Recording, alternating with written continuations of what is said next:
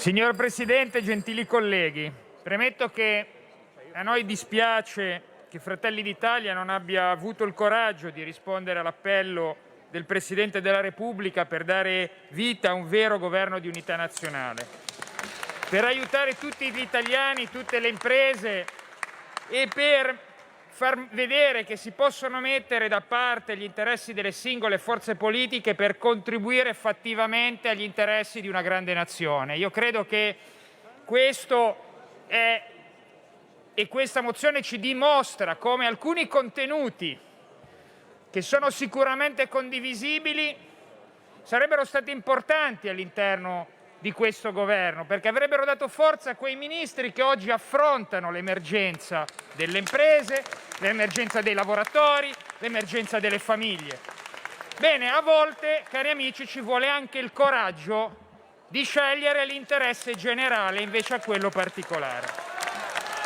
Lo dico perché alcune citazioni dell'amico e collega capogruppo di Fratelli d'Italia vanno contestualizzati. I decreti sicurezza non sono venuti fuori da un governo dove dentro c'era Fratelli d'Italia. La ricostruzione del ponte di Genova non era di un governo dove c'era dentro Fratelli d'Italia. Se noi fossimo stati sempre all'opposizione non avremmo fatto i decreti sicurezza, non avremmo ricostruito il ponte di Genova. Allora ci sono dei momenti in cui la Lega, e questo è uno di questi, sceglie di stare al governo perché il momento storico impone una presa di coscienza, un atto di maturità per uscire dalle secche provocate dalla pandemia sanitaria. In mezzo alla tempesta, e lo dico da genovese, bisogna remare tutti dalla stessa parte, ognuno con le proprie sensibilità e con i propri valori, non rinunciando a questi, ma sapendo che dalla tempesta si esce tutti assieme. E quando poi si esce dalla tempesta, se l'equipaggio è unito, può andare a contribuire al benessere, contribuire a continuare ad andare avanti oltre la tempesta. Dividersi in una tempesta, ammutinarsi in una tempesta, non è mai segno di lealtà.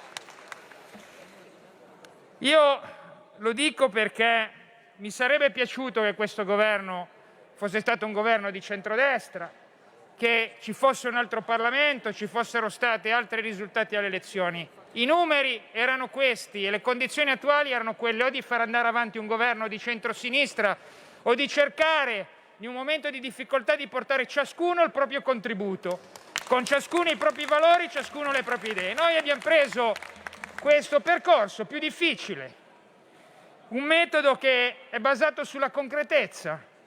Noi lo chiamiamo il metodo Salvini, è vero, ci ha portato anche di fronte a processi su scelte che abbiamo preso. Non fossimo stati al governo, non saremmo finiti sotto processo. Sono state approvate alla Commissione al Senato proposte della Lega sui soldi per i genitori separati in difficoltà, sul riconoscimento ufficiale dopo i 10 anni di attesa della lingua italiana dei segni, sull'abolizione del canone RAI per bar, ristoranti e alberghi per tutto il 2021, sui fondi per le associazioni sportive. E a metà maggio, se i dati sanitari continueranno, dopo una fortissima battaglia nostra, finalmente potremo portare avanti le riaperture in maniera forte, concreta, dando spazio a quelle categorie che soffrono. Questo è il metodo Salvini: leali in maggioranza, critici all'interno, portando avanti quei valori all'interno di una leale collaborazione di maggioranza. Noi preferiamo i fatti alle mozioni, agli ordini del giorno, ai like e ai sondaggi. Oltretutto mozioni destinate in partenza a non passare, perché i numeri di questo Parlamento non lo consentono, e non condivise prima con gli altri alleati anche della coalizione di centrodestra. Quindi giuste nei contenuti, ma, come posso dire, abbastanza provocatorie nella forma. Facile stare fuori a guardarsi e a lamentarsi, ma io lo dico perché, ripeto, avrei preferito avere qualche ministro magari di Fratelli d'Italia all'interno del governo e qualche ministro in meno magari della sinistra estrema, però questo non è stato possibile, caro Presidente. Facile star fuori a guardarsi e lamentare.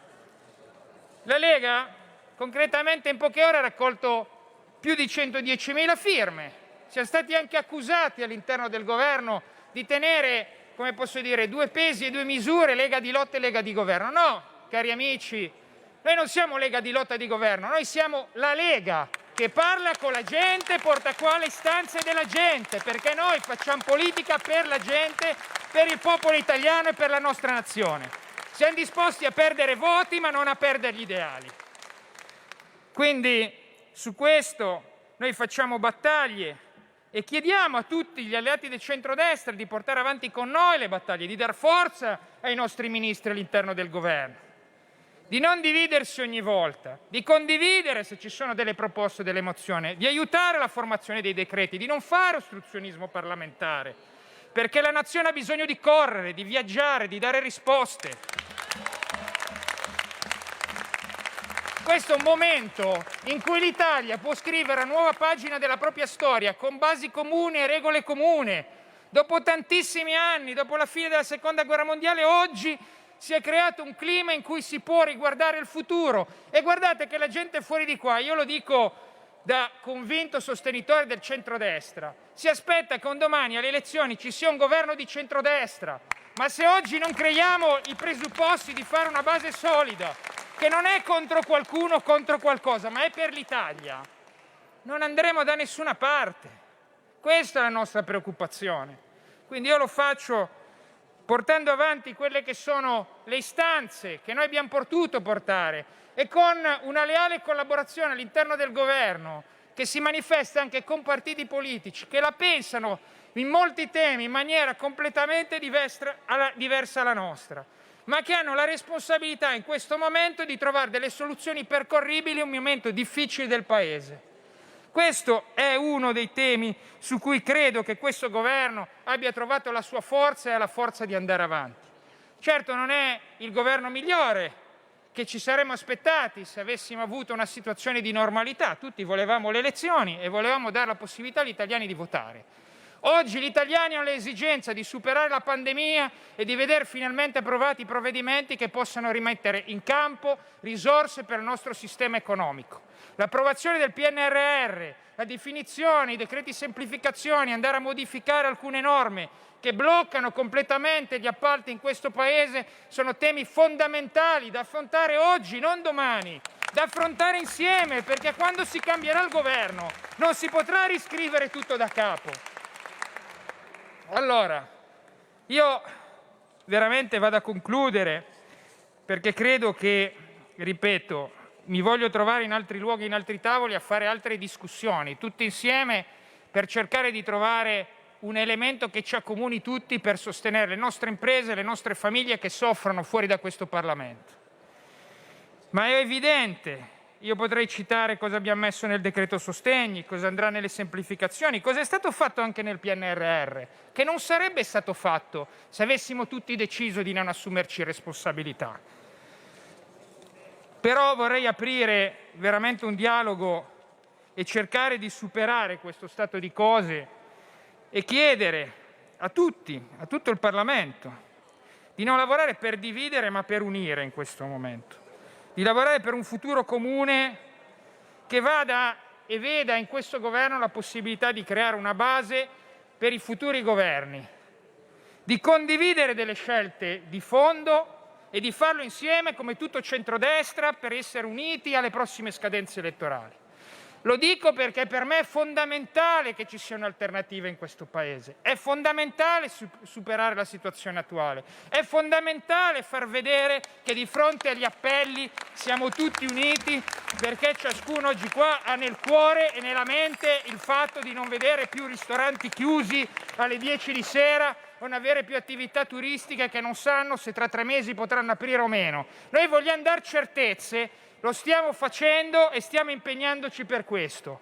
Facciamo quello che riusciamo, ma è nostro compito cercare di trovare delle soluzioni pragmatiche e cerchiamo di farlo con lealtà nei confronti degli alleati storici, ma anche nei confronti di un governo, in cui non c'è possibile un giorno sostenere il governo e il giorno dopo approvare mozioni che di fatto vanno a una critica sterile nei confronti di un governo che ha cercato anche di fare delle misure economiche facendo un nuovo scostamento di bilancio nel quale probabilmente ci sarebbe stato da condividere in maniera globale alcune misure. Certo, si può fare sempre qualcosa di più, si può sicuramente dare più soldi. Bisogna però trovare anche la misura in cui quei soldi si possono erogare e trovare anche il modo di garantire che quei soldi non ricadranno poi sulle tasche degli italiani, che saranno costretti a pagare poi i debiti in cui finirà questo Paese. Dobbiamo trovare un giusto equilibrio e lo si può fare in una serena dialettica tra le forze politiche, che deve superare l'ostruzionismo parlamentare e i distinguo del giorno dopo. Noi siamo pronti ad assumerci la responsabilità di fare in modo che il centrodestra sia protagonista, ma lo dobbiamo fare in una normale convivenza parlamentare dove nessuno è meglio degli altri, ma tutti cercano la fatica di ogni giorno di portare il Paese fuori dalle difficoltà in cui è finito e in cui un precedente governo l'ha lasciato per un anno.